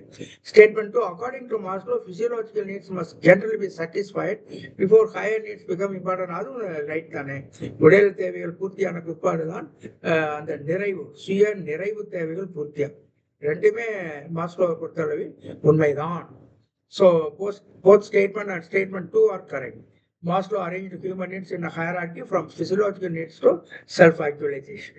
மனித தேவைகள் உடலியல் தேவைகளுக்கு சுயநிறைவு வரை அடுக்காக வகைப்படுத்தினார். Self-actualization represents the realization of one's fullest potential. சுயநிறைவு என்பது ஒருவருடைய முழு திறனையும் வெளிப்படுத்தும் நிலையை குறிக்கிறது. ஏற்கனவே நான் பார்த்திருக்கிறோம். Basic needs such as food, safety and belongingness must usually be fulfilled before higher order needs emerge strongly. உணவு, பாதுகாப்பு, சொந்த தன்மை போன்ற அடிப்படை தேவைகள் பூர்த்தியான பின்புதான் உயர்ந்த தேவைகள் வலுப்பெறும். Question number 34. A teacher rewards a student with the stars and appreciation. திரும்ப வருகிறதோ என்று அச்சப்படுகிறேன். இதேதான் முன்னாலே இருந்தது. வெரி சாரி, ஏதோ நான் இங்க question number 35. Given below are two statements about constructivist theory. கீழே கட்டமைப்புவாத கோட்பாடை பற்றி இரண்டு கோட்பாடுகள் சொல்லப்படுகின்றன. John Dewey believed that learning occurs effectively through experience and active participation. ஏற்கனவே இந்த கருத்து வந்ததுனால அதே கேள்வி போல தெரிகிறது. வேற கேள்விதான், ஆனாலும் கருத்து ஒன்றுதான். Statement 1 is correct. Learning occurs effectively through experience and active participation. Constructive classroom encourage rote memorization. இதை நம்ம ஏற்கனவே பார்த்துட்டோம். திரும்பவும் வருகிறது ஏன் என்று தெரியவில்லை. ஒருவேளை என்னுடைய நான் சரியாக தொகுக்கவில்லை என்று நினைக்கிறேன். பரவாயில்லை. Repetition is the mother of success. Matching question 36. List 1, list 2. List 1ல வந்து சில கான்செப்ட்ஸ் கொடுத்துருக்காங்க. லிஸ்ட் 2ல சில விளக்கங்கள் கொடுத்துருக்காங்க. அந்த இங்கிட்ட இருக்கக்கூடிய கான்செப்டுக்கு விளக்கங்கள் இந்த பக்கம் நம்ம வந்து சரியா பொருத்தணும். இப்போ மாஸ்லோ அப்படின்னா ஹைரார்கி ஆஃப் ஹியூமன் நீட்ஸ் கரெக்டா பொருந்தது. A goes to 1, பிரச்சனையே இல்லை. மனித தேவைகளின் படிநிலை அமைப்பு. லெவல் ஆஃப் ஆஸ்பிரேஷன்ங்கிறது goal set by an individual according to ability. அதுவும் சரிதான். இந்த இடத்துல இந்த கேள்வியை பொறுத்தவரை நமக்கு சரியா வருது. இப்படியே வராது. 2 முதல்ல போகும், அல்லது 2 3ஆவதுக்கு 4ஆவதுக்கு போகும். நம்ம சரியா பார்த்து பொறுத்தணும். ஆனால் இந்த கேள்வியை பொறுத்த மட்டும் சரியா வரும். லெவல் ஆஃப் ஆஸ்பிரேஷன்ங்கிறது goal set by an individual according to ability. தனிநபர் தன் திறனை பொறுத்து நிர்ணயிக்கும் குறிக்கோள் தான் லட்சிய நிலை அல்லது லெவல் ஆஃப் ஆஸ்பிரேஷன். மோட்டிவேஷன்ங்கிறது internal force that stimulates behaviour. நடத்தை தூண்டு உள்சக்தி ஊக்கு. Self actualisation realisation of one's fullest potential. அதுவும் ரைட் தான். சுயநிறைவு என்பது ஒருவருடைய முழு திறனை உணர்தல். அப்ப எது ரைட் ஆனது அப்படின்னு சொன்னா A goes to 1, B goes to 2, C goes to 3, D goes to 4. அந்த ரெண்டாவது option A1, B2, C3, D1. அதைத்தான் நம்ம டிக் அடிக்கணும். So how to explain this? Maslow proposed the hierarchy of human needs. Maslow மனித தேவைகளின் படிநிலை அமைப்பு முன்வைத்தார். Level of aspiration refers to the goal fixed according to one's ability. லட்சிய நிலை என்பது ஒருவருடைய திறனை பொறுத்து நிர்ணயிக்கப்படும் குறிக்கோளை குறிக்கிறது. Motivation is the internal force that stimulates behavior. ஊக்கம் என்பது நடத்தையை தூண்டும் உள் சக்தி. Self actualization means realizing one's fullest potential. சுயநிறைவு என்பது ஒருவருடைய முழு திறனை உணர்த்துவது. அடிக்கடி நாம் பார்த்து விட்டோம். அடுத்து கொஸ்டின் நம்பர் 37. List 1, list 2. இந்த பக்கம் உலகியல் அறிஞர்கள் கொடுத்துருக்காங்க, இந்த பக்கம் அவர்கள் கண்டுபிடித்த தியரிஸ் போட்டுக்கிறாங்க. சரியாக நாம் பொறுத்த வேண்டும். ஜீன் பியாஜே நிச்சயமா cognitive theory of learning, no doubt. அறிவுணர்வு கற்றல் கோட்பாடு தான் ஜீன் பியாஜே. பாவ்லோ நிச்சயமா கிளாசிக்கல் கண்டிஷன், பாரம்பரிய பழக்கப்படுத்துதல். ஸ்கின்னர் நிச்சயமா ஆப்பரண்ட் கண்டிஷன், தட் இஸ் செயல்பாட்டு உடன்நினைவு, செயல்பாட்டு வழக்கப்படுத்துதல். தாண்டை கனெக்ஷனிசம் தியரி, இணைப்பு கோட்பாடு. ஆகவே A goes to 1, B goes to 2, C goes to 3, and D goes to 4. Jean Piaget developed the cognitive theory of learning. Pavlov's associated with classical conditioning theory. Skinner proposed the operant conditioning theory. Thorndike developed connectionism theory. ஒவ்வொரு theory யார் கண்டுபிடிச்சா நமக்கு தெரியும். அது சரியா பொருத்தி விட வேண்டும். இதெல்லாம் எளிதாக இருக்கும். ஆனால் ஒரு தடவை பார்த்துக் கொள்ளுங்கள். திரும்ப திரும்ப அந்த கேள்விகள் வந்தாலும் அந்த நேரத்தில் நீங்க தேர்வு எழுதுகிற நேரத்தில் சரியாக வர வேண்டும். அதற்காகத்தான் திரும்ப திரும்ப சில விஷயங்களை நாம் தொடர்ந்து ரிப்பீட் பண்ணிக்கொண்டே இருக்கிறோம், தொடர்ந்து கொடுத்துக்கிட்டே இருக்கிறோம். அதை நம்ம ஒரு முறை பார்த்து கொள்ள வேண்டும். இதுல பார்க்கிறோம் ஜான் டூயி, சில சைக்காலஜிஸ்ட் இந்த பக்கம் அவர்கள் கண்டுபிடிச்ச தேரி. ஜான் டூயி கன்ஸ்ட்ரக்டிவிஸ்ட் தேரி, கட்டமைப்புவாத கோட்பாட்டை கண்டுபிடித்தவர் யார்? John Dewey. ஹியூமனிஸ்டிக் தியரி, மனிதநேய கோட்பாட்டை கண்டுபிடித்தவர் கார்ல் ரோச். நடத்தையை பலப்படுத்துகின்ற அந்த கோட்பாடு ஸ்ட்ரென்தனிங் ஆஃப் பிஹேவியர், அது பேர் என்ன? ரீஎன்ஃபோர்ஸ்மெண்ட். ரீஎன்ஃபோர்ஸ்மெண்ட்னாலே strengthening of behaviour through stimulus response, reinforcement. Modification, அடுத்து லேர்னிங்கிறது என்னது? Modification of behaviour through experience. அனுபவத்தின் மூலம் நடத்தையில் மாற்றம் ஏற்படுதா லேர்னிங். லேர்னிங்குடைய டெஃபினிஷன் நம்ம பார்த்துக்கணும். ஆகவே சரியான கோடு எது? ரெண்டாவது. A goes to 1, B goes to 2, C goes to 3, D goes to 4. How to explain this? John Dewey is related to the constructivist theory. கட்டமைப்புவாத கோட்பாடுடன் தொடர்புடையவர். Carl Rogers develop the humanistic theory. Reinforcement strengthens behaviour என்ற வலுப்படுத்தல் கற்றலை நடத்தையை பலப்படுத்துகிறது. Learning is the modification of behaviour through experience. கற்றல் என்பது அனுபவத்தின் மூலம் நடத்தையில் ஏற்படும் மாற்றம். எல்லாம் சரியாக பொறுத்துகிறது. Right. Question number 39. List 1, list 2. இதுவும் மாஸ்லோவுடைய பேசிக் நீட்ஸ், பிசியோலாஜிக்கல் நீட்ஸ். அது basic needs such as food and sleep. சரியா? A goes to 1. உடலியல் தேவைகள், உணவு மற்றும் உறக்கம் போன்ற அடிப்படை தேவைகள். சரி. சேஃப்டி நீட்ஸ் என்பது need for protection and security, பாதுகாப்பு உணர்வு, அதுக்காக உள்ளது அந்த சேஃப்டி நீட்ஸ். அதுவும் சரிதான். Love and belongingness, need for affection and acceptance, பாசமும் மற்றவர்களால் ஏற்றுக்கொள்ளப்படக்கூடிய அந்த ஒரு தேவை, அன்பும் சேர்த்து உணர்வும். லவ் அண்ட் பிலாங்கிங்னஸ், அது சரிதான். Esteem needs, need for self respect and recognition, மரியாதை தேவைகள் என்பது சுயமரியாதை, அங்கீகாரம். So once again, A goes to what? B goes to 2, C goes to 3 and D goes to 4. இதே போல தேர்விலே வராது, அது அங்க வந்து மாத்தி கொடுத்துப்பாங்க. A goes to 1 வருது, சில சமயத்துல A goes to 3 அந்த ஸ்டேட்மெண்ட் அங்க வரும். ஆனா அப்படித்தான் வரும் வழக்கமா. நம்ம வந்து for the sake of convenience அப்படியே கரெக்டா வர்ற மாதிரி தருவோம். Just for learning correctly, that's all. So physiological needs include food, water and sleep. உடலியல் தேவைகள் உணவு, தண்ணீர் மற்றும் உறக்கம் போன்றவற்றை உள்ளடக்குகின்றன. Safety needs relate to protection and security, பாதுகாப்பு தேவைகள், பாதுகாப்பு. Love and belongingness refer to affection and acceptance, அன்பும் சேர்ந்துடன் பாசமும் ஏற்றுக்கொள்ளப்படுதலை குறிக்கின்றன. Esteem needs involve self respect and recognition, மரியாதை தேவைகள், சுயமரியாதை மற்றும் அங்கீகாரத்தை உள்ளடக்கியது. Question number 40. இதுல வந்து சில முக்கியமான கான்செப்ட் கொடுத்துட்டு அதுக்கான விளக்கம் லிஸ்டோட கொடுத்துருக்காங்க. லிஸ்டோட கான்செப்ட். ஸ்டிமுலஸ் அப்படிங்கிறது என்னது? Any object or event that causes response, பதிலை அல்லது துலங்களை உருவாக்கும் பொருள் அல்லது நிகழ்வு தான் ஸ்டிமுலஸ் என்று சொல்லப்படுது. தூண்டுதல் அப்படிங்கிறது அதுதானே. இப்ப ஒரு ராட்டை எப்படி பிரிக்கிறாங்க? ஒரு அந்த எலி பொறியில வந்து ஒரு சின்ன மீனை தொங்க விடுறாங்க, அது உள்ள போய் இழுக்கும் பொழுது அது அந்த ஸ்ப்ரிங்ஸ் அதெல்லாம் மூடிடுது அந்த அந்த பெட்டி. இப்படித்தான் நம்ம பார்த்துருக்கோம். அது ஸ்டிமுலஸ். அந்த மீனை வந்து உள்ள வைக்கிறது தான் அந்த stimulus. Any object or event that causes response. அது அந்த பூனை போய் எலி போய் அந்த அந்த மீனை இழுக்குது பார்த்தீங்களா, அதுதான் response. So any object or event that causes response. அந்த மீனை இழுக்குது பார்த்தீங்களா, பதிலை உருவாக்கும் பொருள், அந்த இழுப்பதற்கு இந்த மீன் தான் காரணமா இருக்கு, அதான் ஸ்டிமுலஸ் சொல்லுவோம். ரெஸ்பான்ஸ் என்றால் ரியாக்ஷன் டு ஸ்டிமுலஸ், தூண்டுதலுக்கான எதிர்வினை, ரியாக்ஷன் டு ஸ்டிமுலஸ். அதை வந்து ஏற்றுக்கொள்ளாம இருக்கலாம். பதில் செயல் எப்பவுமே ரெஸ்பான்ஸுங்கிறது பதில் செயல். ரியாக்ஷன் டு ஸ்டிமுலஸ், தூண்டுதல் இருக்கு, அதுக்கு பதில் செயல் தான் தூண்டுதலுக்கான எதிர்வினை, ரெஸ்பான்ஸ் சொல்லுவோம். கண்டிஷனிங்கிறது லேர்னிங் த்ரூ அசோசியேஷன், தொடரும் மூலம் கற்றல். ஸ்டிமுலஸ் ரெஸ்பான்ஸ், அது அசோசியேஷன் மூலம் கற்றல் தான் கண்டிஷனிங். ஸ்டிமுலஸ் ரெஸ்பான்ஸ், தூண்டுதல் துலங்கல், இந்த தொடர்பின் மூலம் கற்றல் தான் கண்டிஷனிங், அதாவது பழக்கப்படுத்துதல் அப்படின்னு சொல்லக்கூடிய ஒரு concept. Trial and error, learning by repeated attempts, முயற்சி மற்றும் தவறு, மீண்டும் மீண்டும் முயற்சி செய்து கற்றலை குறிக்கிறது. So சரியான பதில் நமக்கு தெரியும். A goes to 1, B goes to 2, C goes to 3, D goes to 4. A stimulus is any object or event that produces a response. தூண்டுதல் என்பது பதிலை உருவாக்கும் எந்த பொருள் மற்றும் நிகழ்வு. Response means a reaction to a stimulus. பதில் செயல் என்பது தூண்டுதலுக்கான எதிர்வினை. Conditioning refers to learning through association. உடன் நினைவு அல்லது பழக்கப்படுத்தல் என்பது தொடர் மூலம் நடைபெறும் கற்றலை குறிக்கிறது. Trial and error learning occurs through repeated attempts. முயற்சி மற்றும் தவறி கற்றல் என்பது மீண்டும் மீண்டும் முயற்சி செய்வதன் மூலம் நடைபெறுகிறது. மாஸ்லோஸ் தியரி தான் திரும்ப வருகிறது. இதுல இந்த கேள்வியினுடைய அமைப்பு வித்தியாசம். அதாவது இந்த ஒரு ஸ்டேட்மெண்ட்டை கொடுத்துட்டு எந்தெந்த அந்த ஆப்ஷன்ஸ்ல எந்தெந்த ஆப்ஷன்லாம் இதோட சேர்ந்து போகுதுன்னு கேட்குது. அது 1 மட்டும் இருக்கலாம், 2 இருக்கலாம், 3 இருக்கலாம், எப்படி வேணும். இது ஒரு வகையான கேள்வி. இதையும் கேட்டிருக்கிறாங்க. அடிக்கடி கேட்கக்கூடிய முக்கியமான கேள்வி வகைகளில் இது ஒன்று. இதை பாருங்க, அந்த மாடலை பாருங்க. இது கேள்வி ஒன்றும் பெருசெல்லாம் உங்களுக்கே தெரியும். ஆனா அது எப்படி வருது அப்படிங்கிறத பார்த்துக்கோங்க.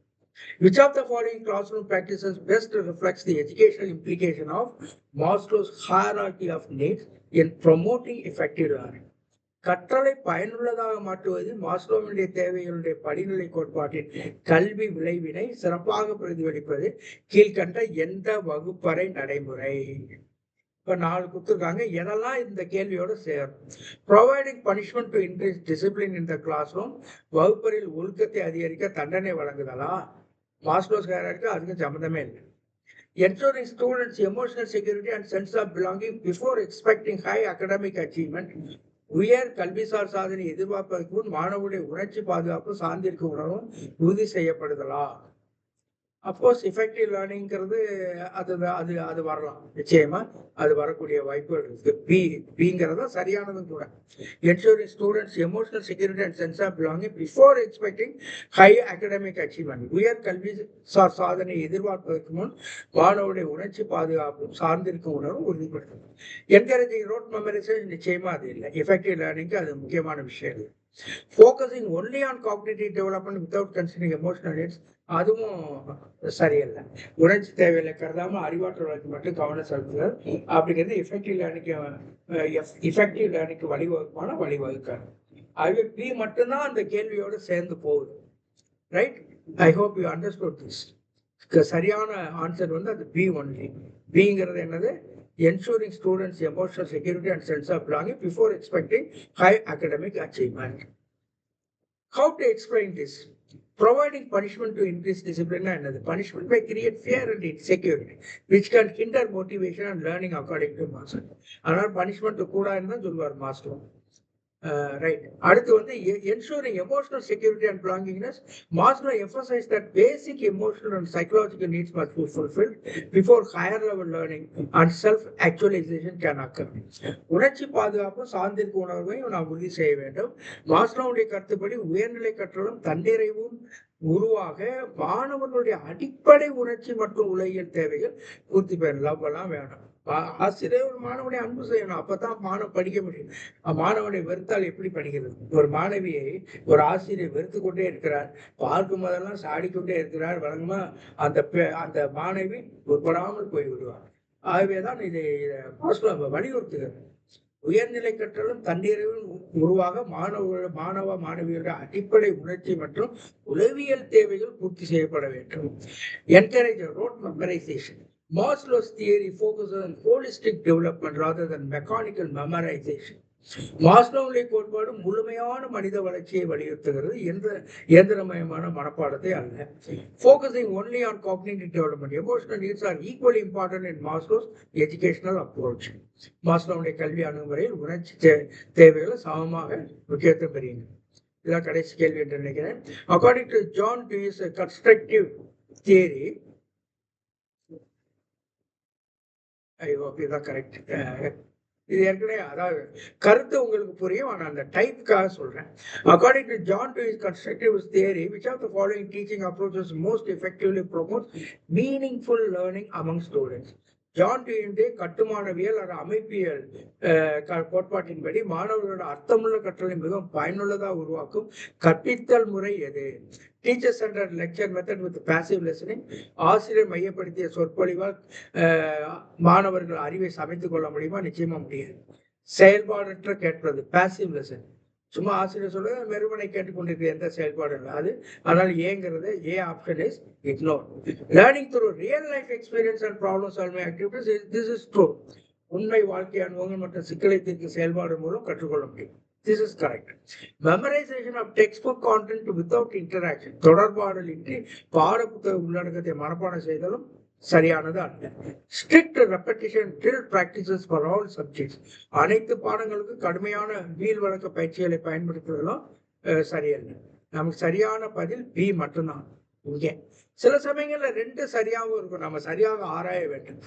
இங்க இந்த கேள்வியில நமக்கு 1 மட்டும் சரியான பதிலாக வருகிறது. சில சமயம் 4 ஆப்ஷன்ல 2 ஆப்ஷன் கூட அந்த கேள்வியோட சேர்ந்து போறதா இருக்கும். நம்ம சரியா படிச்சு அதை உணரணும். அந்த கேள்வியோட தொடர்புடைய அந்த கேள்வியை புரிந்து கொள்ளக்கூடிய அதை விளக்கி சொல்லுகின்ற 2 விஷயம் ஏதாவது இருக்கணும். நம்ம அது சரியாக பார்த்து தான் இதை கவனிக்க வேண்டும். இந்த கேள்வியை பொறுத்த மட்டிலே ஒரே ஒரு பதில், learning through real life experience தான் ப்ராப்ளம் சால்விங் ஆக்டிவிட்டிஸ். இப்படிப்பட்ட கேள்விகளும் இப்பொழுது அடிக்கடி கேட்கிறார்கள். இது அடிக்கடி வர வாய்ப்பு இருக்கு. இது இங்க மட்டும் இல்லை, தமிழ்ல கூட வரலாம், வரலாறுல கூட வரலாம், ஆங்கிலத்தில் கூட வரலாம், இந்த டைப் சொல்றோம். So God bless you abundantly, dear friends. Almost I explained everything to you.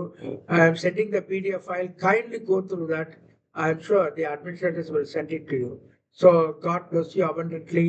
Let us meet in other video lectures. And also, dear friends, kindly go through it once. Sometimes as the exam is coming near, or you are just as the days go by, when the date is coming very near, you may feel little anxious and all, you may tend to forget. That's why in the beginning itself, go through everything. Before 15th of June, almost one thorough revision you should have done it. Then only after you would have built confidence at that time. By June 15th, you will be building confidence, no doubt about it. So the exam will be very easy for you. So please, now you are in holidays. Of course, you need not worry about the home affairs. I mean, children are also in holidays. So you can very well study yourself. You can give a lot of time for you. Lot of time, morning, evening. So I think this our organization, Graduate Federation, Teachers Graduate Federation, certainly helps you a lot.